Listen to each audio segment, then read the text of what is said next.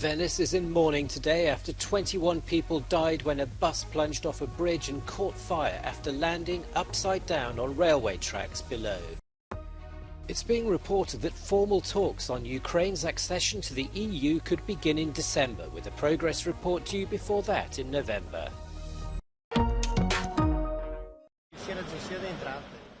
Investigators are trying to work out how a brand new electric shuttle bus plunged off a bridge near Venice and caught fire, killing 21 people including the driver and injuring 15 others, 5 critically.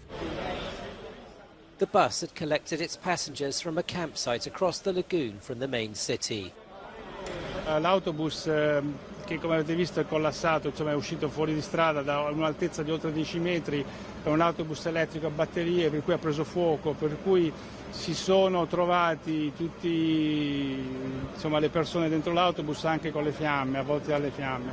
Quindi la scena che si è proposta ai pompieri è davvero, davvero difficile, davvero brutta.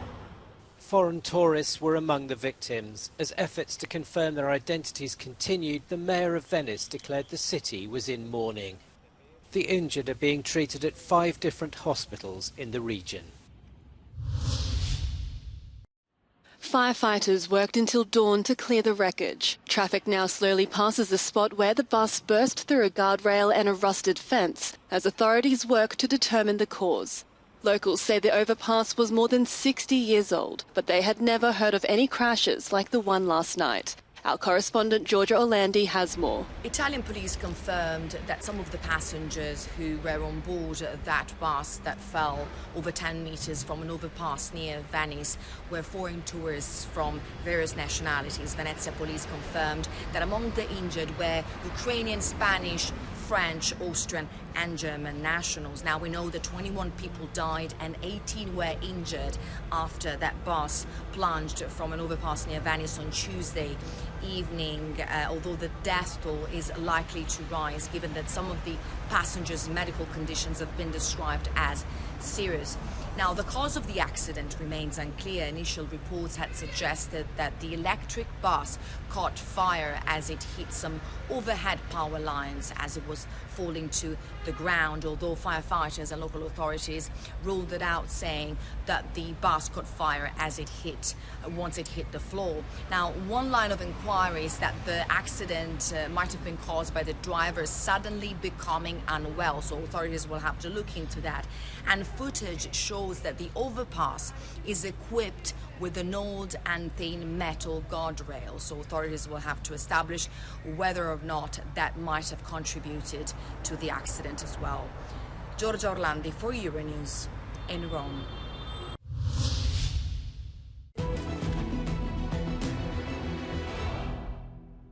Russian Defense Minister Sergei Shoigu celebrated an old group of Russian armed formations operating in the western Zaporizhia region during a conference call with Russian military leadership, says the Institute for the Study of War in its latest report, suggesting that Shoigu's choice of units could indicate he seeks to highlight Russian commanders who continue to follow Russian military leadership's orders for relentless counterattacks.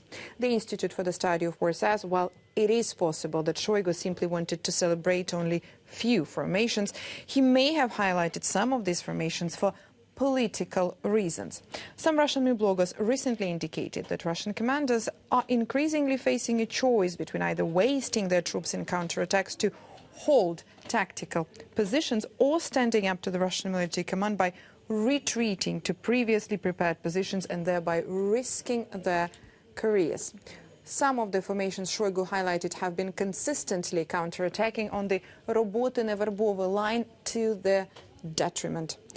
Meanwhile, the UK Defence Ministry says on the 28th of September, Russian air defence forces highly likely shot down one of their own combat jets over Tokmak. Here it is here, approximately 20 kilometers from the current front line. The location is relevant because Tokmak is a heavily fortified town which often hosts Russian headquarters commanding one of the most intensely contested sectors of the front line.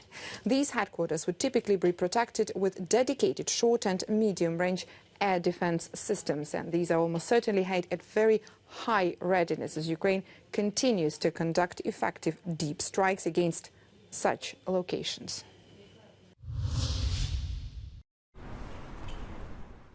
In Brussels, reports citing unnamed EU diplomats suggest formal talks for Ukraine's accession to the bloc could begin in December, with a progress report expected on the 7 conditions Kyiv, which hosted EU foreign ministers this week, must meet due in November. Closer ties could prove crucial, with winter fast approaching, along with a threatened freeze in US aid triggered by American political wrangling. As President Biden made clear, we cannot under any circumstances allow America's support for Ukraine to be interrupted. Time is not our friend. We have enough funding authorities to meet Ukraine's battlefield needs for a bit longer.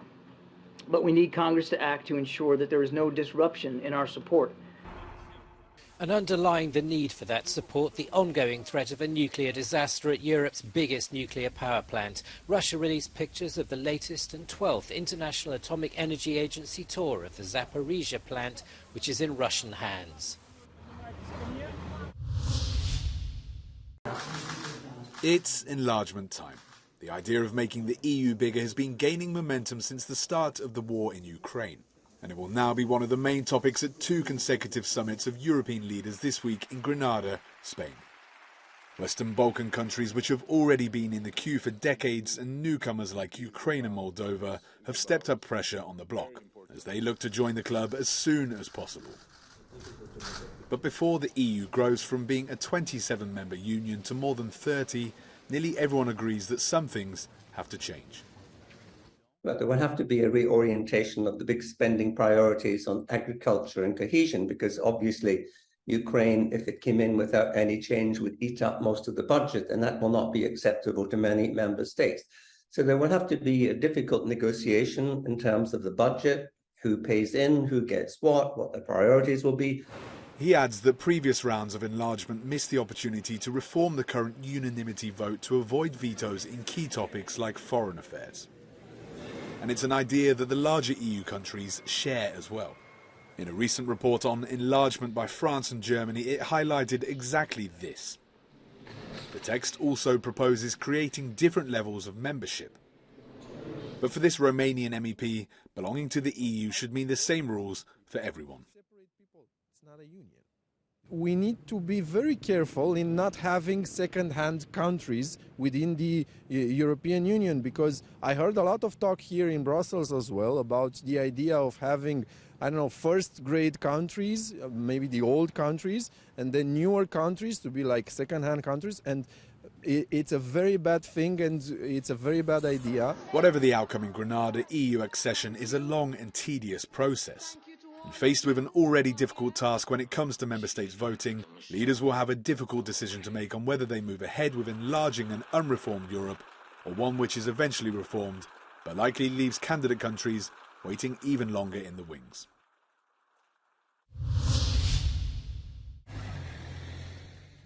Police roadblocks and vehicle checks started on Wednesday on Slovakia's borders.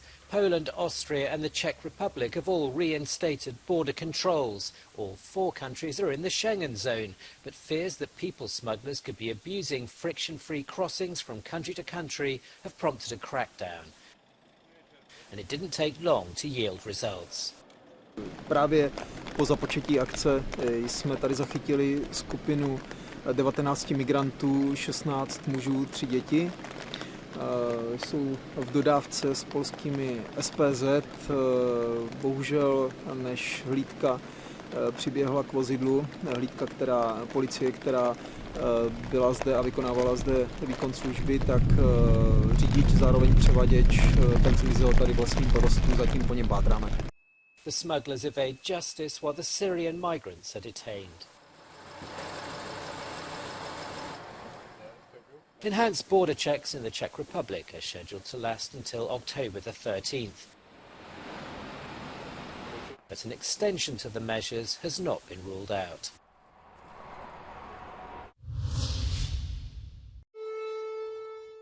Sirens blaring across Russia on Wednesday as part of national drills to test air raid warning systems. The tests follow a slew of Ukrainian drone attacks on Russian soil. Television stations also interrupted their regular broadcasts to issue emergency warnings. Amid the drill, Moscow's defense ministry claimed it downed more than 30 Ukrainian drones. In Volgograd, 40 kilometres east of the border, authorities took the opportunity to test a shelter. Существует как укрытие от осколков, от всего таких нехороших вещей, скажем так, ну и, соответственно, от химзащиты, от радиации. Meanwhile, Kyiv says it has destroyed an anti-aircraft defence system in the Russian city of Belgorod. Moscow says military support for Ukraine's allies is increasing and warns the full-scale war could absorb other nuclear powers.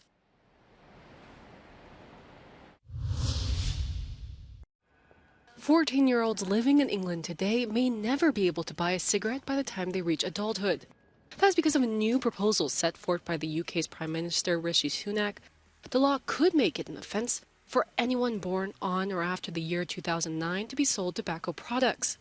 At the Conservative Party's annual conference, Sunak also announced he was stopping the production of a high-speed rail project because of its cost. The train was meant to open northern England to new jobs and investment, and it would have gone from London to Manchester, but it will now stop in Birmingham. Iran's military has taken part in a nationwide drone drill. Around 200 unmanned aerial vehicles were involved in the exercise, including the high-tech Kaman 19. Images released by the army show one of its UAVs filming an unidentified warship in the Indian Ocean. The drill comes amid tension with Western nations, which accuse Tehran of supplying drones to Russia, a claim it denies.